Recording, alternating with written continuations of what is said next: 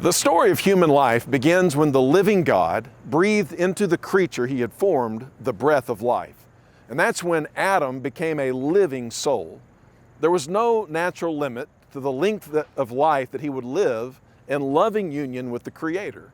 As long as man walked in obedience to the will of his life-giving source, he would go on living in wholeness. But sadly, man chose disobedience and severed this vital connection. As a consequence, the man and his descendants inhabit a fallen world where sin, sorrow, suffering, and most of all, death have become an inescapable part of our experience. But the good news is that the Creator promised to reverse the curse of death through the seed of woman. Galatians 4:4 says that Jesus is that promised seed who came to redeem us and restore our inheritance as children of God.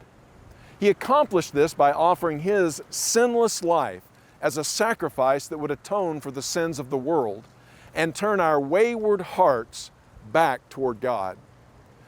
No believer will ever know the full extent of what Jesus suffered on the cross to purchase our redemption, but we know that it was sufficient to satisfy the demands of justice and procure a total victory for all who put their trust in Him. And so we have assurance of this because God raised Jesus from the dead after He appeared to His disciples with many convincing evidences of His victory over death. Then He ascended bodily to the right hand of the Father. Now don't miss what all of this tells us about the hugely important significance of the human body.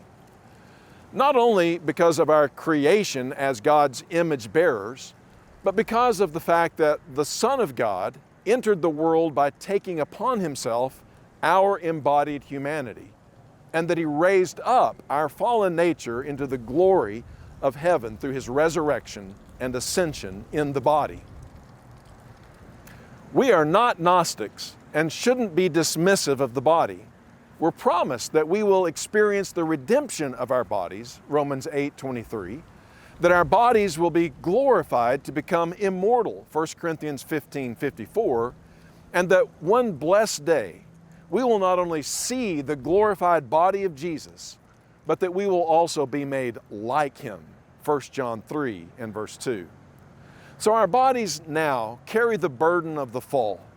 We're often sick and tired, weak and broken in so many ways. But this is only for a little while.